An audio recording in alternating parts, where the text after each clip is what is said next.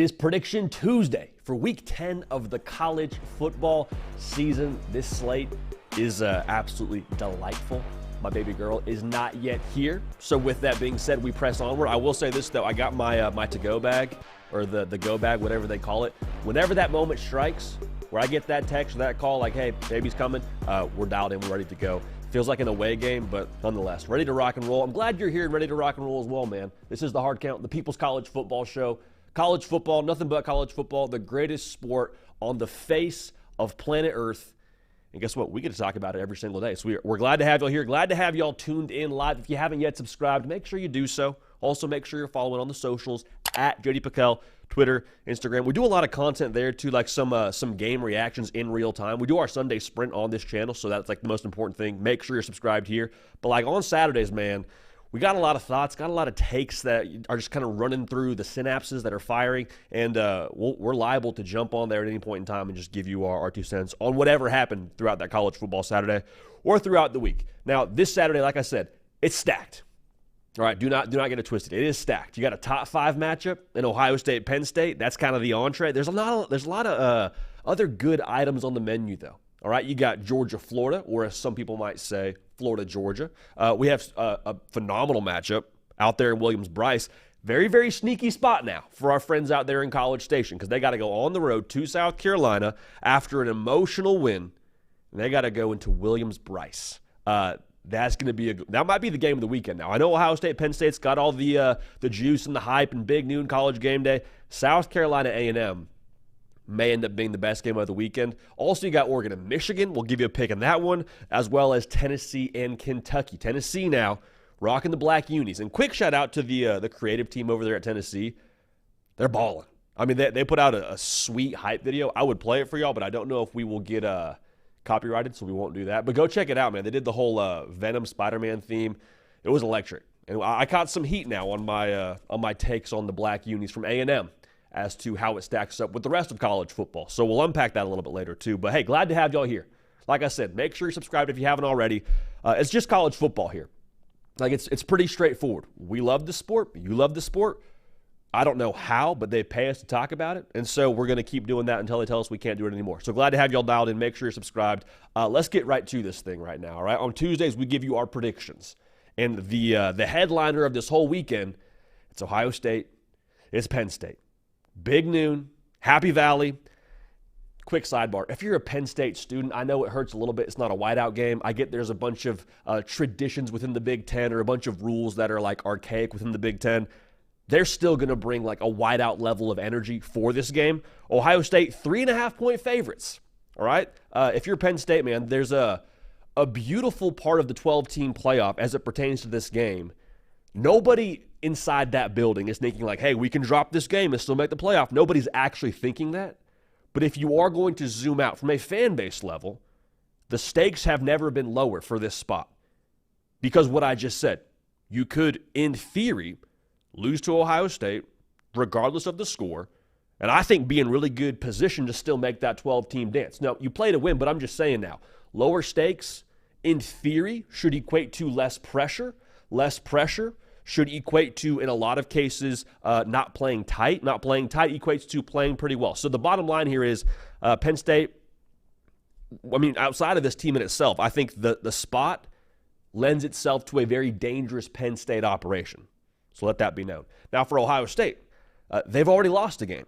Okay, now they lost to Oregon. That was very, very well documented. They lost by a point to the best team in college football right now if you're trusting the polls.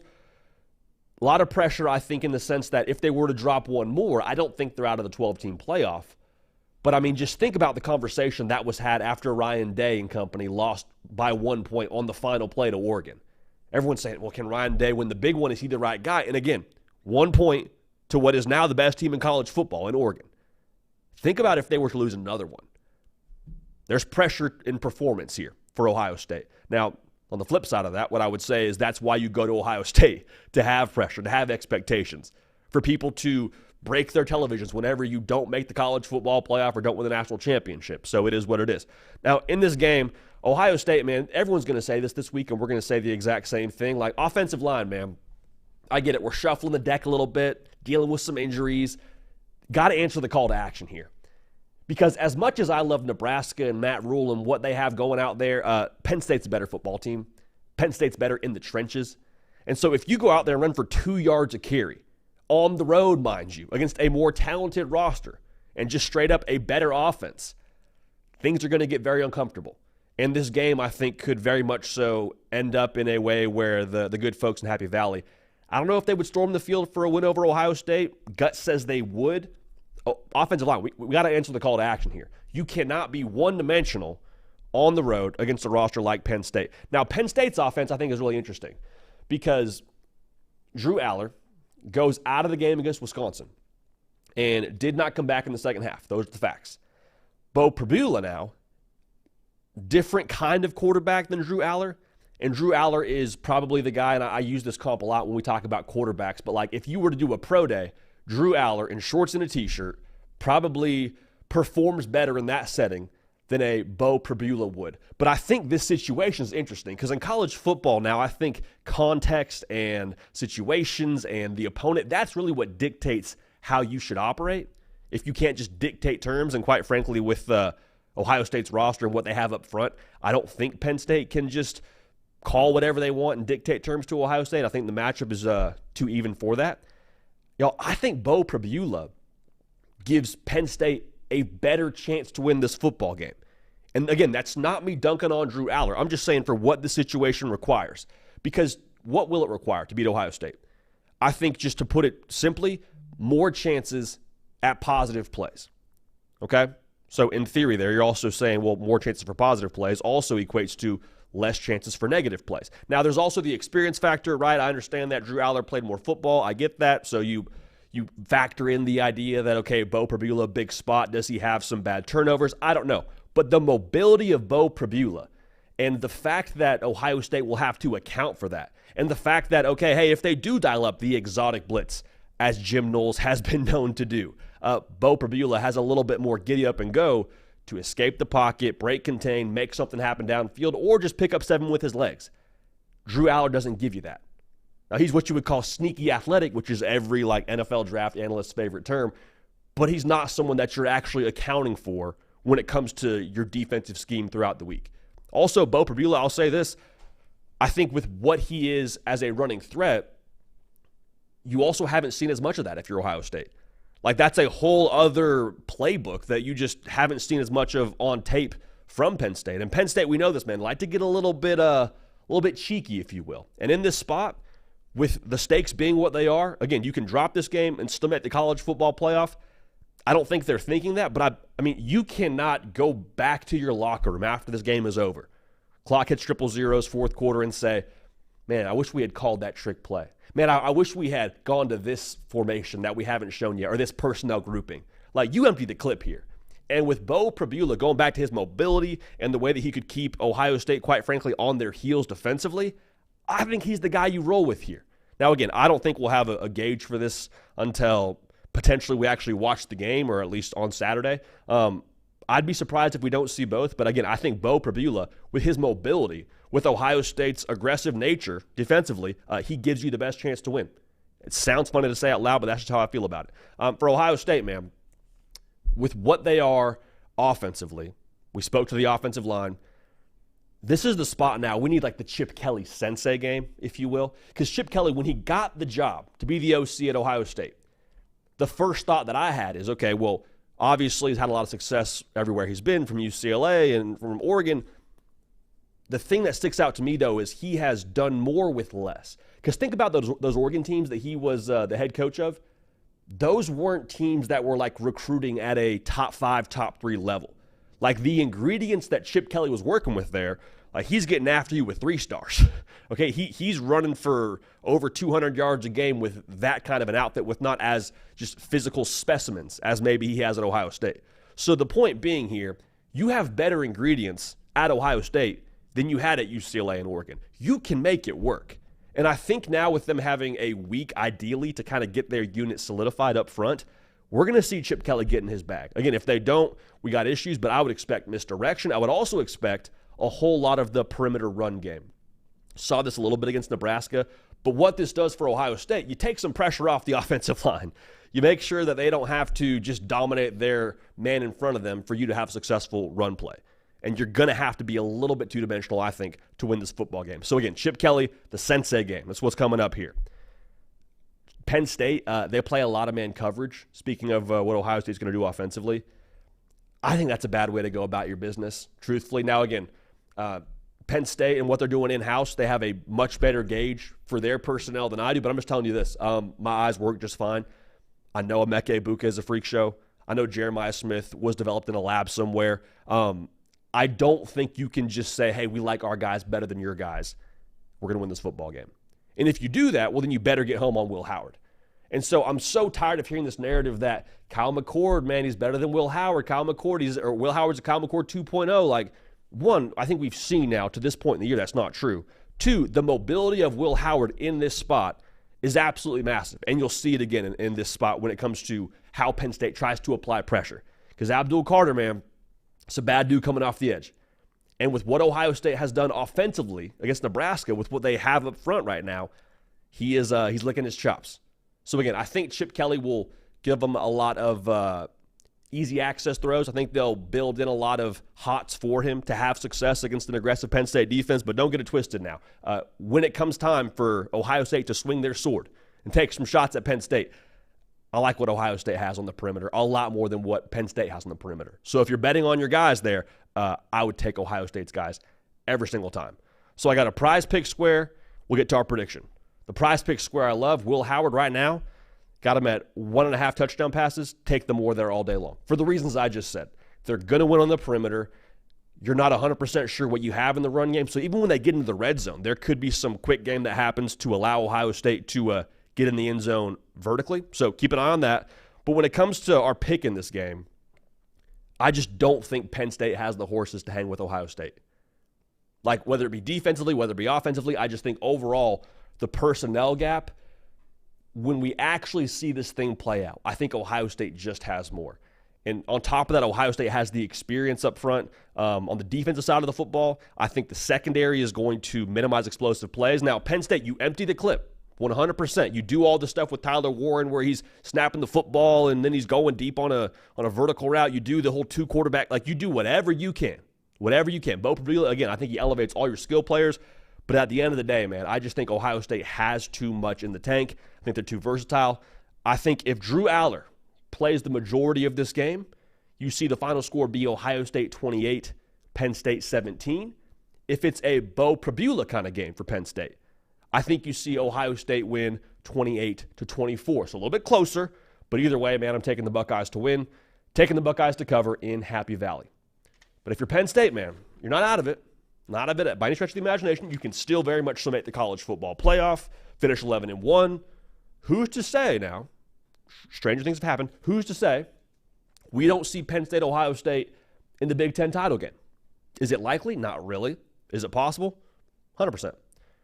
Just gave you a Prize Picks square. Want to make sure y'all know the hard count brought to you by our friends over at Prize Picks. If you have been following us, congratulations. You're probably watching this somewhere on your island. You may have already retired by now, and we appreciate you for that. If you haven't yet followed us, code HARDCOUNT, $5 in lineups, gets you $50 in promo funds. Now, we have been good as of late now. We've cooled off a little bit. Okay, we cooled off just a touch, but even with that being said, make sure you're following, and code HARDCOUNT gets you $50 in promo funds just for playing $5 in lineups. So make sure you're locked in there. So, this is just a personal thing about me. During college football season, and I decided this once, really when I was a player I did this, but this is the same thing now. During college football season, I'm making a point to drink zero alcohol, like none. Reason for that being, like, we got a lot we're doing here. We're trying to be locked into the nth degree. Like, we are 110% locked in during college football season. So, I mean, once we finish the season and the national championship game is played, sure, we'll enjoy an old-fashioned. The reason why I say that is because we're about to talk about the world's largest outdoor cocktail party. I do not believe that they will be following suit with how we get down on this show. Georgia, Florida, Jacksonville, 3:30 Eastern, ABC. If you want to say Florida, Georgia, more power to you. Georgia's favored by 16.5 points in this football game. All right? Georgia, to me, right now, is kind of like the Heath Ledger Joker. And there's that scene in The Dark Knight where Joker is just like menacingly clapping at the police chief, and you're not really sure why, but then it becomes very apparent as to why, because Joker's about to go crazy on you. That's Kirby Smart right now. So if you're keeping track at home, we have now compared Kirby Smart to Thanos and the Heath Ledger Joker. But the reason for that being, that is, I think, the way that Georgia is trending. They are off a bye week, but last time you saw them, they beat the number one team in America at the time, Texas Longhorns, by 2 touchdowns at their place.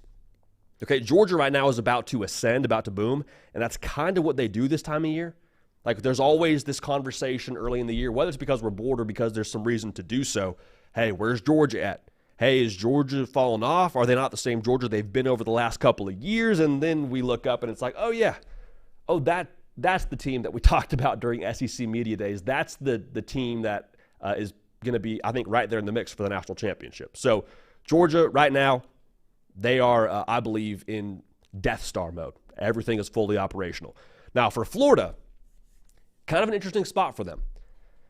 The DJ Lagway era is off and running. And I think the conversation is starting to, I don't know if boil is the right word, but you're starting to see like those little bubbles form on the bottom of the conversation right before the water starts boiling. People are starting to murmur now like, hey, is it possible now? Is it possible for Billy Napier to save his job? And my answer to that thought is like, well, to be real, early on in the year, we saw some pretty drastic things, right, in a negative sense. The loss to Miami, like you were covering your face, telling your kids not to watch anymore. The game against Texas A&M with a backup quarterback at your place. I mean, it was belt to behind. And so that was pretty drastic. And so my answer to that question of can Billy Napier save his job is it would probably take something equally drastic in the opposite direction for that to be the case. Beating Georgia right now with as well as they're playing, and what I would say is the argument for them to be the best team in college football, they have a chance. They have a chance to do something drastic if they were to beat Georgia. Now, make no mistake, like it does not matter if it's by a field goal, doesn't matter if it's by 1 point. I don't care what the margin is. If you beat Georgia, that conversation starts to boil. So, did they get it done? I don't know. Spread 16.5, so what would it take? For Florida to beat Georgia, with the spread being what it is, man, I think DJ Lagway has to have like one of those type of games. You know what I mean? And like he's a true freshman, so it's asking a lot, but it's also asking a lot to beat Georgia with what they are right now. And as I was doing my notes for this game, what I had written down originally was need like that Johnny Manziel kind of game from DJ Lagway. And I get it, different players. I understand the comp isn't totally there from a skill set perspective, but same kind of thought of like, okay, you know, you go into this hostile environment and, you know, you're in Tuscaloosa if you're Johnny Manziel speaking of the Alabama game and like you slay the dragon, kind of have that coming out party for yourself, right? And so that made sense in my mind. But what I actually have written next to the Johnny Manziel game note is I need the like Florida man game from DJ Lagway. And for those of y'all that know what I'm talking about, like I need the stat line to read Florida man goes for 250, 300 through the air, 75 yards on the ground, accounts for 4 touchdowns as Florida ekes out a win over Georgia. Like something like that. You know the Florida man headlines that you see where Florida man's doing something crazy, a man from Florida committing some, you know, unspeakable crime or whatever. I need DJ Lagway to commit an unspeakable crime against Georgia for them to win the football game, all right? And it's asking a lot. I totally get that. But in this spot now, that's what it's going to take, all right? It just takes what it takes here. Now, in tandem with that, I think the wide receiver room has got to have a day and a half here. Trey Wilson, good to see him back in the lineup. I think when he's on the field now, he has to be the focal point of this offense. And I understand you want to run the football, you want to get DJ Lagway comfortable, but like in this spot, man, with what Georgia is up front, I don't think you can say, hey, we're cool to take a 2-yard gain on first down, a 3-yard gain on. Like I need explosives. I need us to be able to find a way to put Georgia on their heels defensively. And it's going to take some vertical shots. It's going to take some creativity in the offense. Trey Wilson obviously being a massive part of that, but like I would go to Elijah Badger. I would look to Shamir DK. Like it's got to be an all hands on deck kind of operation. Because even if Trey Wilson pops early, and if you remember correctly, he popped very early in last year's game against Georgia. I mean, that first drive, they were force feeding him the football. Even if Trey Wilson has that kind of a start, Kirby Smart's a smart dude. No pun intended. Like Glenn Schumann still calls that defense. They're going to find a way to flex seal whatever you have going effectively early on in the game. So it's got to be hey, you take away Trey Wilson, cool. We got Jaden Baugh in the run game. You take away Jaden Baugh, we got Shamir Dike. DJ Lagway, again, a massive part of this, making plays off script, being able to ad-lib. But overall, that's, I think, kind of the flavor of game I need offensively for Florida to pull this one off. Now, every upset like this, it's a tale as old as time. You need turnovers, okay? Now, lucky for Florida, last we checked in on Carson Beck, he was in the business of turnovers, unfortunately for Georgia. Got to find a way, whether it's applying pressure, whether it's being opportunistic off tip passes. Like, Florida's got to find a way to take it away, I think, at least twice. Now, the thing with Carson Beck is those heavy turnover games we've seen from him, the Texas game, obviously, the Alabama game, it's an anomaly when you look at his career. Typically, he's ruthlessly efficient, typically takes great care of the football. Coming into this season, he did not have a game on his career, and granted, it was a young career. Last year, he did not have one game with multiple interceptions. So, can you force him to do what he did against Texas? The unfortunate part here for Florida is even if you force Carson Beck into that multi-turnover situation, he threw 3 picks against Texas, and they won by 2 touchdowns. You know? Why? Because Georgia went back to bully mode. All right? Like, Georgia looked a lot like the 21-22 Georgias that we saw. And that's kind of the key here for Georgia. Do you have that same level of pride that you had in the game against Texas in this game against Florida on the line of scrimmage? Massive part of that, Mykel Williams, looking like he's back healthy. Jalen Walker, looking like he's a man on a mission. What they do up front, if they can get after DJ Lagway, especially early, and just speed up his shot clock to where he's missing throws or he's just kind of seeing ghosts a little bit, like, DJ Lagway is going to be real good for a long time. But if you force him to see ghosts, it's going to be a long day in Jacksonville for everyone wearing blue and orange. But back to what I was saying about the level of pride. Yes, it's true on the defensive side of the football, but offensively now, this is a storyline that I'm curious to see how much juice it gets throughout the week. But Trevor Etienne, man, remember, he used to play for Florida. Have to believe that this means a little bit of something to him on that side of the football, running the rock. He looked great against Texas. I love the fact they fed him the football. Do they have that same kind of approach up front? Because the offensive line, man, like, dinged up. It is what it is. You wish you had Tate Ratledge. Tate Ratledge wishes he was out there with you, but, like, at this point in time, you have what you have. Can you still impose your will on the offensive line? Can you solidify what you are up front as a unit and start to gel right now and go to work against your rival? Because, listen, I mean, 16.5 points, I wonder a little bit, after the game against Texas, after the bye week, is there any sense of exhale from Georgia? Is there any sense of, oh, okay, we're good? Like, we've reminded ourselves now who we are. If there is any complacency, things could get interesting. Because of the playmaker ability of DJ Lagway, because of all the things I spoke to already, because of the momentum for Florida right now, too. I mean, got to imagine going back and watching that tape where you beat the brakes off Kentucky. I know it's Kentucky. I'm not worried about that. Has to feel pretty good. Take it a step further, and I think players do this in their own minds. You do the transitive property thing, right? It's hard not to whenever there's a common opponent. You see what you did against Kentucky, and then you watch what Kentucky did against Georgia, and you're like, okay, hey, maybe there's some belief here. Maybe there's some belief. Now, at the end of the day, man, I just think Florida caught Georgia at the wrong time. Like, if Georgia had dropped the game to Texas and we're saying, okay, well, Georgia looks a little bit human right now. Hey, Carson Beck, what's up with him? What's up with the Georgia defense? They're not getting that push anymore. Like, I don't feel that way about Georgia. Like, I think Kirby has them dialed. I think Carson Beck bounces back. And I think what they have up front, man, that defensive line is going to hunt. Make no mistake. Kirby Smart, Glenn Schumann, they will apply pressure on DJ Lagway. I think DJ Lagway flashes a little bit. I think as a Florida fan, you leave and say, okay, if you didn't feel like you had your guy for the future already, you feel better about it now. But I just think Georgia's too much, man. I think Georgia wins. I think Georgia could maybe backdoor cover this thing. I like the Dogs. I like the Dogs in Jacksonville, and I just think that's the way that one goes.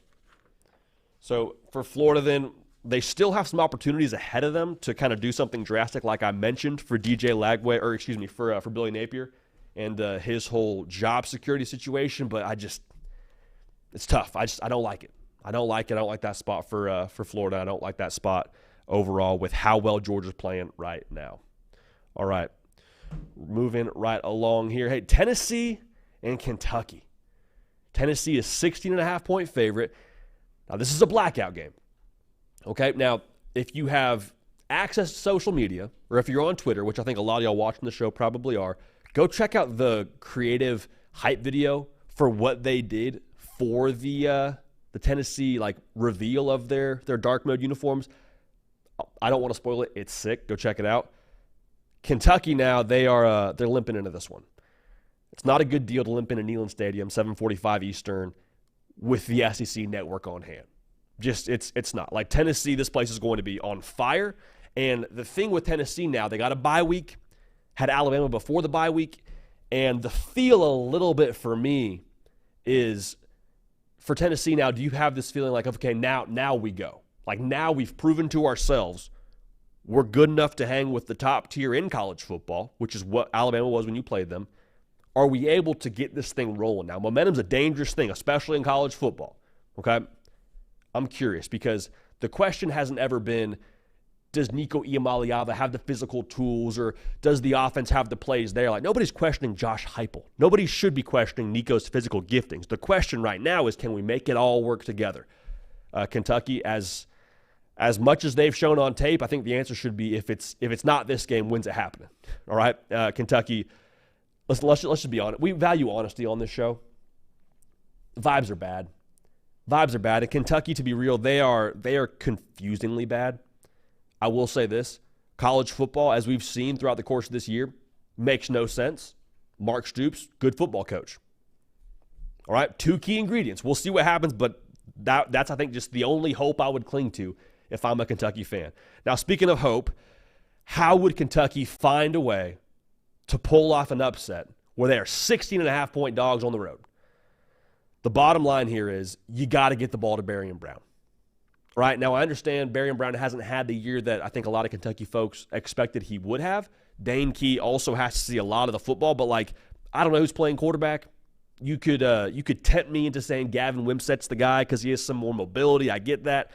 Brock Vandegrift, if it is about getting the ball to Barian Brown, gives you a better chance on paper, at least throwing the football. But listen to this, man. 36 targets on the year for Barian Brown. 23 receptions. Hey, quick question. What are we doing here? What in the world are we thinking not getting our best player the football more frequently? And you could argue and say, well, hey, listen, we have trouble protecting the quarterback.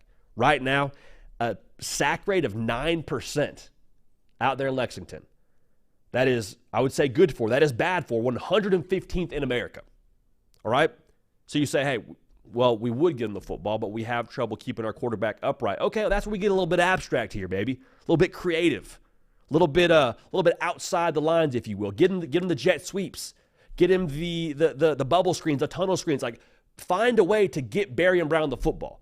Because just like I said about Luther Burden last week against Alabama, Barian Brown, to me at least, is the one player that you could put on the other sideline, and Tennessee would say, yeah, we'll take Barian Brown in a heartbeat. Maybe Dane Key's in that discussion. Deion Walker's in that discussion as well for Kentucky. I get it. But, hear me clearly. Barian Brown, if you win this football game, it is because he saw north of 7 touches. All right? And in a perfect world, he's seeing double digit. Dane Key has to get his too. I'm not excusing that. But I just think what Barian Brown is with the football in his hands, you've seen it. Even in the game against Florida where Kentucky's just getting boat raced, Barian Brown runs back a kick for a touchdown. So he's too good to not have a say in this game. And if you're going to pull off the upset, it's got to happen with him and with Dane Key. Because, quite frankly, you're not running the football in Tennessee. I know that's always the fun talking point is, okay, well, hey, could they get a push up front? Does the Mark Stoops gritty special show itself in this spot on the road? And my answer is no. Tennessee is allowing 2.3 yards a carry. Y'all, that is good for number 1 in America. So maybe you can find success, situationally. Like 2nd and 2, you pick up a first down, great. But that's not going to be something you can lean on against this Tennessee defense. We've seen that to be true. Ask Alabama. They're better up front than Kentucky is, and they only had 75 yards rushing. So to be clear here, it's got to be through the air. You got to find your matchup you like, and you got to exploit it to the nth degree. Now, the thing with Tennessee offensively here, and the curious thing for Kentucky is can they make Nico prove it? And what I mean by that is you saw Nico Iamaleava throughout the course of this year have trouble connecting on those money ball throws. You know what I mean by money ball. Like the deep shot, we drew it up perfectly, we got him, and then you see shades of Joe Milton with the overthrow. And a lot of Tennessee fans are like, oh boy, here we go. Listen, it's his first year being a starting quarterback in college football. Give my guy a few games to get his feet underneath him in the SEC, all right? Like, let's not just wave the white flag already because we've seen a few throws we don't love or maybe make us feel not too good. Nico's going to be fine. Now, what does fine look like? Does that mean he wins the Heisman Trophy, or does that mean that he's a really serviceable starter in the SEC? I don't know. But I have to believe that the floor this guy has is extremely high. But going back to what I said, if I'm Kentucky, like, I definitely make sure that I still force him to prove it. Now, what does prove it mean? Can you stop the run, right? Like, because if you can't stop Dylan Sampson from being the walking 100-yard game that he is, Deion Walker looking right at you, brother, then, like, this game is going to be very miserable for everyone watching it on television because they'll say, why are we watching this football game? And for all the folks in Lexington because they'll be like, wow, what is going on over here? So that's kind of where I fall on this whole thing. Even if you can stop the run, the numbers say there's going to be plays downfield for Tennessee. Kentucky's allowing 9 yards a pass. That is, once again, bad for 118th in America. So if you were thinking about, kind of a risk for the biscuit situation, you better hope Nico somehow, some way is off. And the thing for me is the Alabama game, at the end of it, the throws that he made, the deep shot to Thornton, the drop in a bucket to Brazel. I just think that those moments are moments that can really buoy a young quarterback's confidence. Like, it's great to do it in practice, and I'll say this, we saw him do it multiple times in practice when we were out there for spring football. But to do it in a game on the third Saturday, to me, that's kind of the allowance, if you will, to say, okay, like, hey, I can do this. I can do this. And maybe you breathe a little bit easier when that next deep ball becomes open. Maybe that muscle memory kicks in a little bit more. At the end of the day, like, I want to see Nico Iamaleava play like the quarterback that took down Alabama at the crib. Have that swag, have that moxie. Play like the quarterback that's rumored to have an $8 million NIL deal. I want to see that Nico out there in this game in the dark uniforms. So at the end of the day, what I was saying, the safety net for me is just too high for Tennessee. Even if you are able to force Nico out of rhythm, they can still run the football. I don't know where the offense is coming from for Kentucky. I have not seen anything to inspire confidence. The Georgia game for Kentucky feels like a distant memory, and oh, by the way, you're on the road here. So I think Tennessee wins, and I also think Tennessee covers in the black uniforms, which are sweet, by the way. Very, very sweet. And I want to address that really quick. So on, I guess it was Saturday, I'm watching A&M, and I'm looking at their black uniforms, and I'll be real, those were sick. Like, I like black uniforms as much as anybody. Those, to me, were like standard setters. The script Aggies on the helmet, just the way that Adidas put those together, I was a fan of those. And so I tweeted out, hey, I think these uniforms from Texas A&M are standard setters for black uniforms across college football. And, my mention they look like a war zone. I had everybody sending me black uniforms of their team, and I got people tagging me now in Tennessee's black uniforms. I love Tennessee's black uniforms. I'm not down on their uniforms. I just thought what Texas A&M did was a little bit different to me from what I had seen from them. Thought they looked sweet. I was a fan. So I don't apologize. I don't retract my statement. I would also put Tennessee's up there. I'd put Ohio State's up there. I know a lot of y'all saw this too because everyone's obviously dialed into what's going on in the Ivy League football world. Cornell rolled out some sick black uniforms against Harvard. Now, we lost. It is what it is. But I'd put those right up there with Tennessee, Ohio State, and Texas A&M. Now, speaking of Texas A&M, they got a game against South Carolina at Willie B. A&M, 2.5-point favorite, 7:30 Eastern, ABC. Overlook South Carolina at your own risk is what I would say from Texas A&M. Because you see that record, you see what they are in the conference, like, oh my gosh, 4-3, 2-3, we just beat LSU. We're about to roll. Okay. I mean, that spread is what it is for a reason. South Carolina, they are in the business of hunting heads. Make no mistake. Kennard, Dylan Stewart, they get after you. They have a top 3 sack rate in America, darn near 11%. That's not comfortable, especially if, and I'm assuming this is the case, you're rolling out there with Marcel Reed, your redshirt freshman quarterback. And again, I think he's your guy for you. We'll talk about that more in a second. But in this spot for A&M now, while LSU is a tougher roster test, I think that's totally true. This is going to be the most difficult spot they have had all season long. And the reason why I feel that way is you just had the emotional win. You had a huge win at home. You switched quarterbacks more than likely. And now we're in a spot where if you're A&M, you got to go on the road to one of the most difficult environments in the SEC.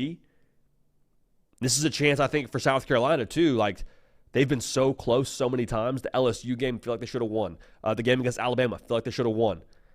They have a chance now to kind of have a flag plant moment for what they are in 2024 for Shane Beamer and company. I would be very nervous if I'm an A&M fan, all right? So, like I said, I'm assuming that Marcel Reed is your guy for A&M. Name to me sounds kind of French. It might be French, so Marcel, if you're French, shout out to you. Sounds like a chef's name. And in this spot, I would let Marcel Reed cook, man.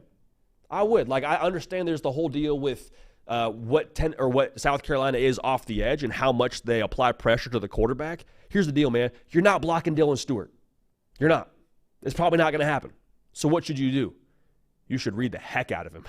I want read option. I want him unblocked, and I want us to put him in a bind every other play.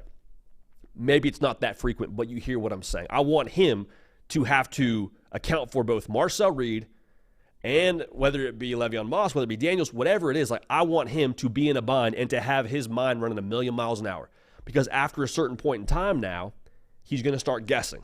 And when you start guessing, there is a pretty good % chance that you're wrong at some point in time. When that happens, when you're wrong, big play. Whether it's Le'Veon Moss or whether it's Marcel Reed. And this is what we've talked about a lot. This is the benefit and the luxury and the reason why Marcel Reed should be your guy. We said it after the Arkansas game. We said it after the Florida game. He is your quarterback. Now we're saying it again after the LSU win. And I feel pretty confident he's going to be the guy in this game. I would also say this. With Marcel Reed, he allows Colin Klein, I think, to call the offense how he would like to call the offense. Because Colin Klein, if you remember him from his days at Kansas State, what was he? Dual threat kind of quarterback. Having played the position in a similar fashion to the way that Marcel Reed plays the position, now different players, don't get it twisted, he's able to, I believe, better coach and better equip Marcel Reed for success. And then furthermore, able to call the offense to a skill set he's familiar with. Like, hey, I know if I call this, Marcel Reed's able to scramble out, make something happen, eyes downfield. I can help him with that because why? I've done that. I've coached that up, all right? So, with that being the case, I think Marcel Reed also gives you the chance now to elevate more of your other playmakers, like Noah Thomas. In this spot, you need him. Le'Veon Moss, I mentioned him already. With what he is, I think he's the best offensive player for Texas A&M. With Marcel Reed's potential of tucking and running, those South Carolina linebackers, you got to take an extra half of Mississippi before you trigger on your run key. Because, again, if you guess, you might be right once or twice, but after a while now, you might be wrong. When you're wrong in a big way in the sense that you're having to listen to Texas A&M's band play their song after they score a touchdown. So that's A&M on the offensive side. That's how I think they're going to attack. It's what I anticipate. But if you can't protect Marcel Reed and they're able to wreak havoc, things get interesting, all right? Needless to say. Now, South Carolina, they are a 63% run the football team. Translation, hard hat, lunch pail, and buckle that chin strap up, baby. Lenora Sellers, 6'3", 242 pounds. For those of y'all that were wondering, whenever you watch him on your television at home, you're like, that's a big quarterback. Yeah, that's a 6'3", 242 kind of quarterback, just so we're on the same page. They use him in the run game. Rocket Sanders has been phenomenal for them this year. That is the game plan. Get them going. And it sounds kind of simplistic, but like that's just how I feel about this game. You got to find a way to be creative, whether it be the jet sweep kind of motions for Lenora Sellers and getting that defense rocking and rolling. But like at the end of the day, you got to get both these players rolling in the run game. And the reason why I feel that way is because I don't know if I trust the skill players for South Carolina to go win at the level that they need to win within the structure of this offense. Now, something to watch for here and something we talk about a lot with A&M, they have been susceptible now to the explosive play. You saw it against Arkansas. Heck, you saw it against Bowling Green a few weeks ago. You saw it against LSU. Like, there is always the potential for A&M now, every so often now, maybe once a game, catch them out of position, someone's rolled up when they're supposed to be back or someone's fitting the wrong gap, big plays happen. And so what I'm trying to say here is when we talk about South Carolina, obviously you would like to get the run game going. But even if it doesn't happen that way, Lenore Sellers is good enough, I think, to ad-lib and maximize if Texas A&M finds themselves out of position and push the ball downfield. Now, who is that when it comes to, catching the ball for South Carolina remains to be seen. But I will say A&M, they like to play a lot of man coverage. So you just got to win your matchup and maybe good things happen. But that's something to watch for, something I'm nervous about. Both these teams have great defensive lines. In Texas A&M, they're really good at stopping the run. We saw it last week against LSU. Held LSU to less than 30 yards rushing. And LSU now has a better offensive line than South Carolina. To put it simply, they have more NFL players than South Carolina up front. And so when we get down to it, man, I just think that A&M is going to have a way to be more multiple. But maybe you're saying, wait, JD, hang on. Like, you're just totally dismissing the idea with us at South Carolina, with how good we are up front, that maybe we make Texas A&M one-dimensional. That's fair. That's totally fair. But going back to what I said, I don't know if I trust the South Carolina skill players, and I trust the A&M skill players more. Noah Thomas, Jabri Barber, I think they end up being the difference. What could also be possible is that A&M has a letdown after the LSU game. I don't see that. I think Mike Elko has them dialed. I think they're going to be locked in for this one. I think they understand the spot they're walking into. I think A&M wins this football game. I think 2.5 is way too low of a spread. I think A&M wins. I think they cover with ease. I would not be surprised if we saw A&M win this game by double digits. All right? South Carolina, man, it's going to be a raucous atmosphere. Got to start fast to have a chance, but it makes me nervous. It makes me very, very nervous if I am a Gamecock fan. All right, rolling right along here. One more game I want to get to here, and we got some more predictions for you tomorrow. Y'all looked over the slate. We have probably 7 games we could talk about today. We'll get through 5. We've got some more for you throughout the week. You got Clemson, Louisville to talk about. Miami, Duke I want us to touch on a little bit. But Oregon goes to Michigan. Oregon, 15.5-point favorite, 3:30 Eastern, CBS at the Big House. I have to say it every time. I know we're in Week 10, but I still have to say this. I miss the SEC on CBS jingle. I get it. I know it still has it with the Big 10 games, but it just doesn't totally hit the same way. Michigan now, back on track. Back on track with the win over Michigan State. And it's great to beat your rival. Totally get that. But I think the thing that stood out to me even more than them just beating Michigan State was you saw a little bit of an edge from Michigan again, right? You saw the trick play, Donovan Edwards just throwing a touchdown pass to Colston Loveland. That was cool. You see some juice there. But, I never want to, glorify fighting, because I think, fighting should happen in the octagon in MMA and not in college football. But you saw Michigan show a little bit of juice there at the end of the game when Michigan State's going back and forth. Now, I don't want to just give a broad strokes take on that, because we've seen that there's some ugly stuff that's happened within this rivalry when it comes to fight. So I'm not saying it's a good thing, but I am saying seeing some pride, some metaphorical fight from Michigan. I think if you're a Michigan fan, that's been missing, and I think that was needed in terms of how they looked against Michigan State. Now, Oregon, man, they have been a train since the Ohio State game, and I think the thought for a lot of us after Ohio State was, okay, well, where's the letdown? Because you give all this effort, you empty the tank, and then you go play on a Friday night against Purdue on the road. Letdown spot, right? No, they absolutely rolled. Okay, well, Illinois now. Maybe it was just a week delayed. Illinois is coming to town, and Illinois now, top 25 football team, right? They're pretty good. Illinois did not hold a candle to what Oregon was doing that day. So Oregon right now, the point I'm trying to make here is Dan Lanning has them looking just machine-like. We'll talk more about that later in this segment, but Oregon's a problem. Oregon is very much so a problem, and we have not seen that letdown come from them just yet. So I don't think we're going to see that when it comes to this game. Michigan, 15.5 points. A lot of big spreads this week, so we're just kind of unpacking how the upset would happen. If we're Michigan, can we run the football?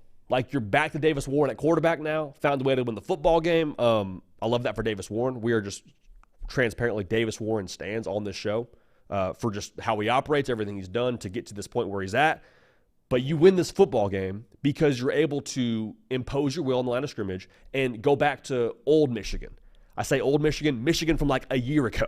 That would be how Michigan wins this football game. So looking at that backfield, looking at big Max Bredesen, I need just smash mouth. I need us to just empty the tank. I need us to dig deep. In Oregon now, it's fair to say, if you squint and look at the box score, which is a dangerous game to play, the box score, as Jake Crane would say, friend of the show, it is a preview. It is not the end-all, be-all for the movie.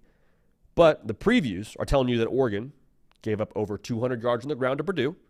Now, they shut out Purdue, so take of that as you will. A lot of backups, I think, responsible for that number. In Illinois, they allowed over 130 yards on the ground, 4 yards a carry to be specific. So the personnel probably favors Oregon, but you can squint and see a very, very narrow pathway now to where if Michigan can run the football, get a chance to shorten the game. More importantly, get a chance to keep your offense on the field and keep Dillon Gabriel off the field. Like this game, if Michigan's going to win, it has got to just be like gross. Like your school lunch that you found in the back of your car for the last 2 weeks, gross. Like it has to be just revolting. That's how this would end up favoring Michigan. In addition to that, I need some Colston Loveland magic here. I love the fact they got him involved last week with the halfback pass. That was cool. Need more of that. Need more of that. I'm not saying you need more halfback passes, but I think you got to move Colston Loveland around like the chess piece that he is, find the matchup. And then when you have the matchup, we got to hit it. Okay? It can't be this thing where it's like, oh, let's come back to that later in the game. There is no later in this game if you're Michigan. The margin for error is 0.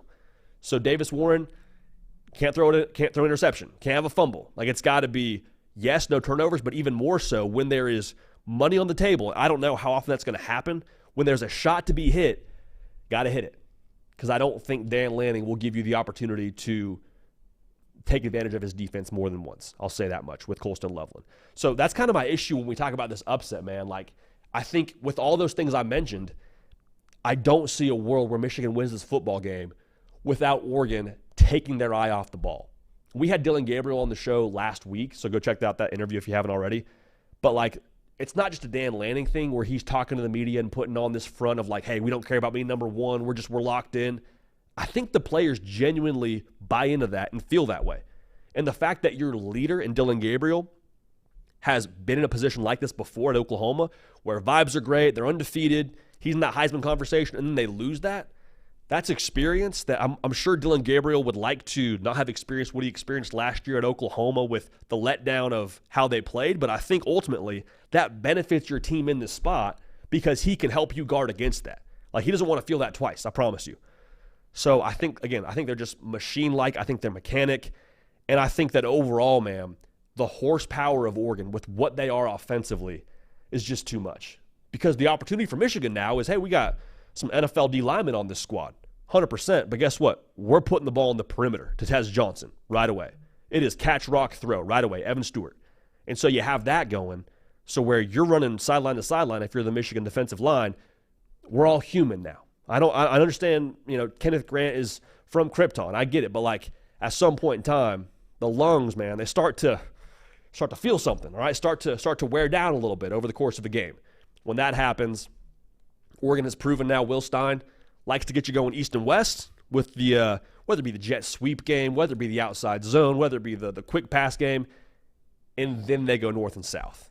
And then it's downhill at you with bad intentions. And now on top of that, we've seen Dillon Gabriel, the next level of that is they will make you pay deep and pop the top on your defense convertible style, and it's wide open. So all that's to say, man, I don't see a situation, especially if Will Johnson isn't 100%, or worst case scenario for Michigan, if he's not available in this game. Again, we're doing this right now live, right around noon Eastern.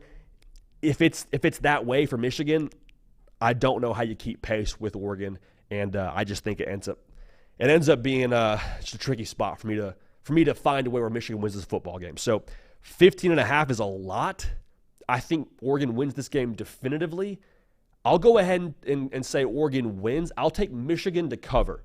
I could see a very 34-20 kind of score. I could see a last-second field goal. Not last-second. A fourth-quarter field goal by Michigan, kind of putting this thing into a coverage zone for them. But at the end of the day, again, the Oregon talent, the approach, the matchup schematically, I think Oregon's got too much there. Even with it being in the Big House, I will take Oregon to win, and we'll go ahead and take Michigan to cover.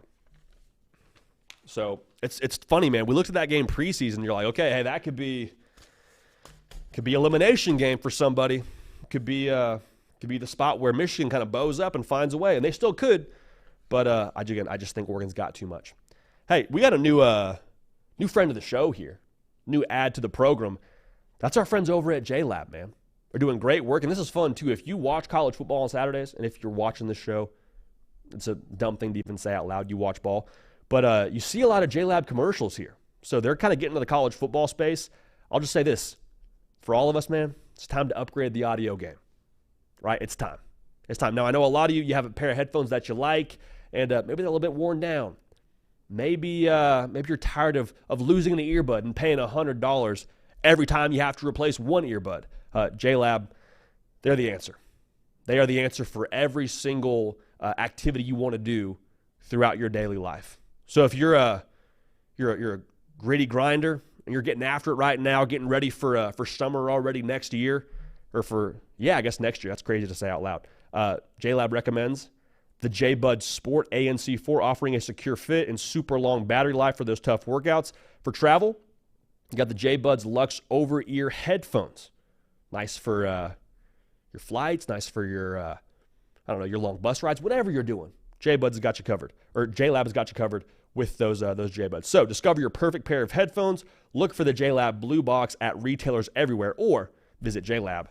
All right, so the hay is somewhat in the barn for predictions, for those games at least. Got a lot more to cover.